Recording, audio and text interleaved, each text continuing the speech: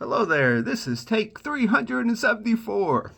That's a little bit of an exaggeration. This is Pastor Jeff, and it is Friday, June 14th, 2024. We're here for our daily lectionary readings. We are in the semi-continuous now. Our psalm reading is going to be Psalm 20. In our Old Testament reading, we're continuing in 1 Samuel. Today it is chapter 10, verses 1 through 8. And then our New Testament reading, we stay in Hebrews, but we jump up to Hebrews chapter 11, verses 4 through 7.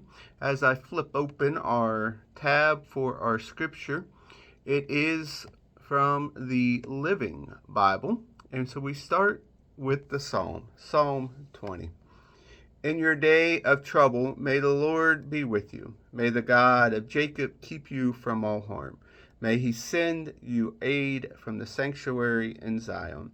May he remember with pleasures the gift you have given him, your sacrifices and burnt offerings. May he grant you your heart's desire and fulfill all your plans. May there be shouts of joy when we hear the news of your victory, flags flying with praise to God for all that he has done for you. May he answer all your prayers. God save the King. I know he does. He hears me from the highest heaven and sends great victories. Some nations boast of armies and weaponry, but our boast is in the Lord our God. Those nations will collapse and perish. We will arise to stand firm and sure. Give victory to our King, O Lord. Hear our prayer. The Old Testament reading picking up in 1 Samuel chapter 10, verses 1 through 8.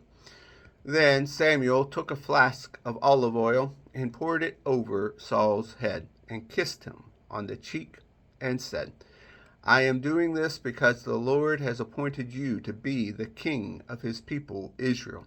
When you leave me, you will see two men beside Rachel's tomb at Zelzah in the land of Benjamin. They will tell you that the donkeys have been found and that your father is worried about you and is asking, how am I to find my son? And when you get to the oak of Tabor, you will see three men coming towards you who are on their way to worship God at the altar at Bethel. One will be bringing 3 young goats. Another will have 3 loaves of bread. And the third will have a bottle of wine. They will greet you and offer you 2 of the loaves which you are to accept. After that, you will come to Gibeath Elohim, also known as God's Hill, where the garrison of the Philistine is.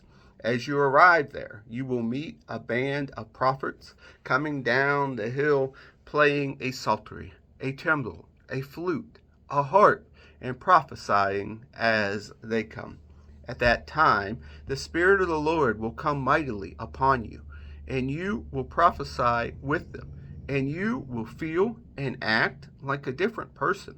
From that time on, your decisions should be based on whatever seems best under the circumstances, for the Lord will guide you. Go to Gilgal and wait there 7 days for me. I will be coming to sacrifice burnt offerings and peace offerings. I will give you further instructions when I arrive. Our New Testament reading comes from Hebrews chapter 11, verses 4 through 7. It was by faith that Abel obeyed God and brought an offering that pleased God more than Cain's offering did. God accepted Abel and proved it by accepting his gift. And though Abel is long dead, we can still learn lessons from him about trusting God. Enoch trusted God too, and that is why God took him away to heaven without dying. Suddenly, he was gone because God took him. Before this happened, God had said how pleased he was with Enoch. You can never please God without faith, without depending on him. Anyone who wants to come to God must believe that there is a God and that he rewards those who sincerely look for him.